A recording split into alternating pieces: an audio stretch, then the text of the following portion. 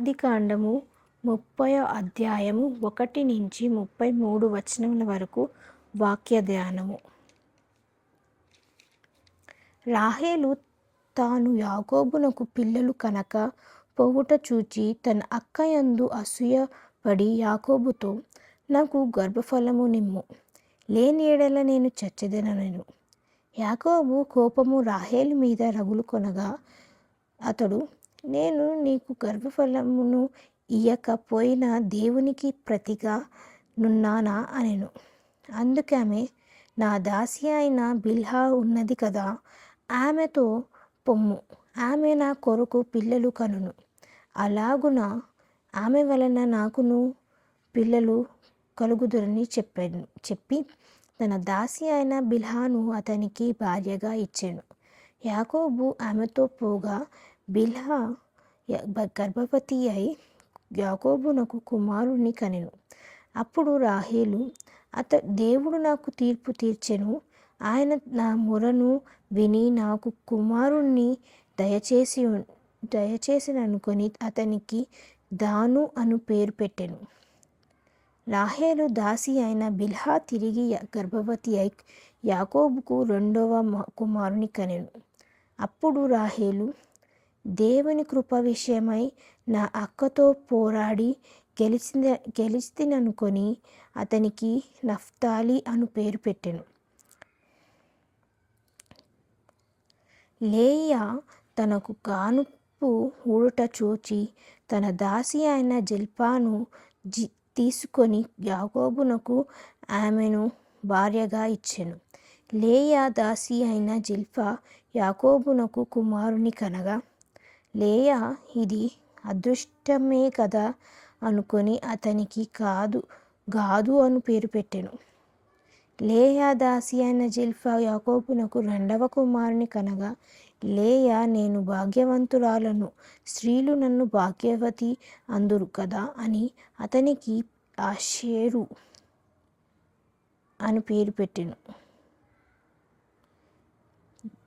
గోధుమల కోతకాలములో రూబేను వెళ్ళి పొలములో పుత్రదాత వృక్షపు పండ్లు చూచి తన తల్లి అయిన లేయాకు తెచ్చి ఇచ్చెను. అప్పుడు రాహేలు, నీ కుమారుని పుత్రదాత వృక్ష పండ్లులో కొన్ని నాకు దయచేయమని లేయాతో అనగా ఆమె, నా భర్తను తీసుకొంటివే, అది చాలదా, ఇప్పుడు నా కుమారుని పుత్రదాత వృక్షపు పండ్లు తీసుకొందువా అని చెప్పెను. అందుకు రాహేలు, కాబట్టి నీ కుమారుని పుత్రదాత వృక్ష పండ్లు నిమిత్తము అతడు ఈ రాత్రి నీతో శయనించునని చెప్పెను. సాయంకాలమందు యాకోబు పొలము నుండి వచ్చినప్పుడు లేయా అతన్ని ఎదుర్కొనబోయి, నీవు నా యొద్దకు రావలెను, నా కుమారుని పుత్రదాత వృక్షపు పండ్లతో నిన్ను కొంటినని చెప్పెను. కాబట్టి అతడు ఆ రాత్రి ఆమెతో శయనించెను. దేవుడు లేయా మనవి వినెను గనుక ఆమె గర్భవతి అయి యాకోబునకు 5వ కుమారుని కనెను. లేయా, నేను నా పెనిమిటికి నా దాసి నిచ్చినందున దేవుడు నాకు ప్రతిఫలము దయచేసెనని అనెను కొని ఇతనికి ఇశ్శాఖారు అని పేరు పెట్టెను. లేయా మరలా గర్భవతి అయి యాకోబునకు 6వ కుమారుని కనెను.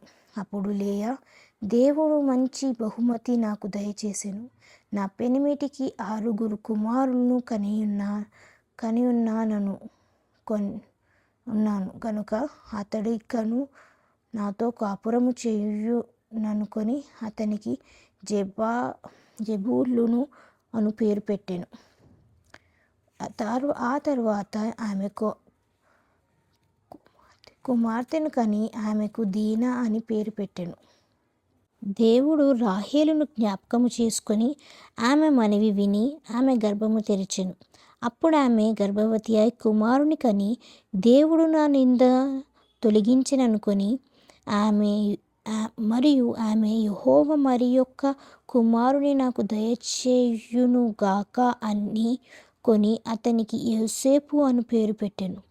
రాహేలు యోసేపును కనిన తర్వాత యాకోబు లాబానుతో, నన్ను పంపివేయుము, నా చోటికిని నా దేశమునకు వెళ్ళెదను, నా భార్యలను నా పిల్లలను నాకు అప్పగించుము, అప్పుడు నేను వెళ్ళెదను, వారి కోసము నీకు కొలువు చేసి తిని నేను నీకు కొలువు చేసిన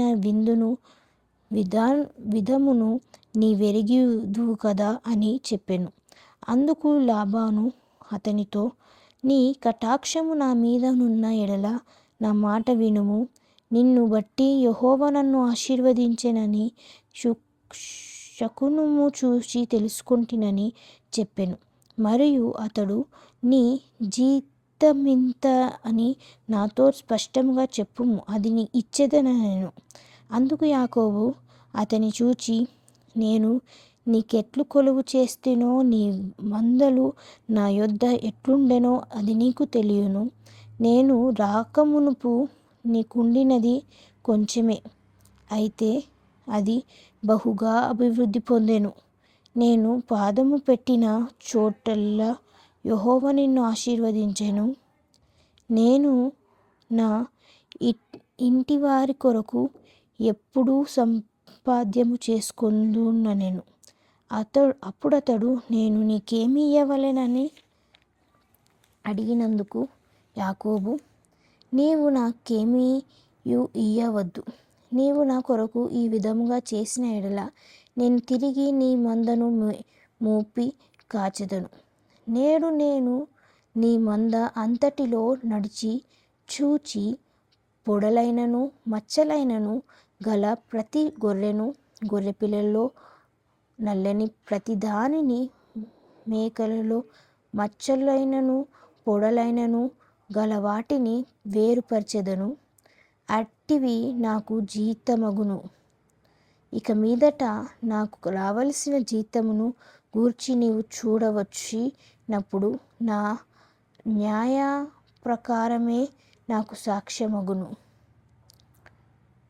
మేకలలో పొడలైనను మచ్చలైనను లేనివనియు, గొర్రె పిల్లలో నల్లపు లేనివనియు నా యొద్ద నున్న ఎడల నేను దొంగిలింతినని చెప్పవచ్చుననెను. అందుకు లాబాను, మంచిది, నీ మాట చొప్పుననే కానిమ్మనెను.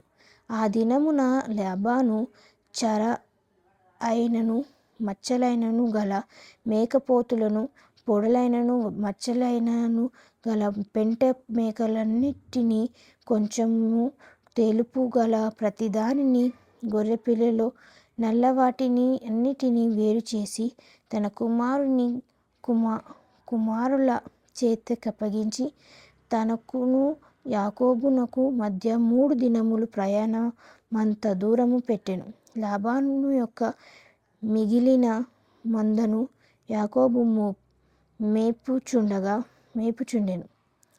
యాకోబు చిన్నారు జింక సాలు అను చెట్లు చువ్వలను తీసుకొని ఆ చువ్వలలో తెల్ల చారులు కనబడునట్లు అక్కడక్కడ వాటి తొక్కలు ఒలిచి, మందలు నీళ్లు త్రాగవచ్చినప్పుడు అవి చూలు కట్టుట, అతడు తాను ఒలిచిన చువ్వలు మందలు త్రాగుటకు వచ్చు కాలువలలోను నీళ్ల కాలువలలోను వాటి యొద్ద పెట్టగా, మందలు ఆ చువ్వల యొద్దట చూలు కట్టి చాలైనను పొడలైనను మచ్చలైనను గల పిల్లలను కనెను. యాకోబు ఈ గొర్రె పిల్లలను వేరుచేసి చారలు గల వాటి తట్టును, లాబాను మందలలో నల్లని వాటి తట్టును, మందల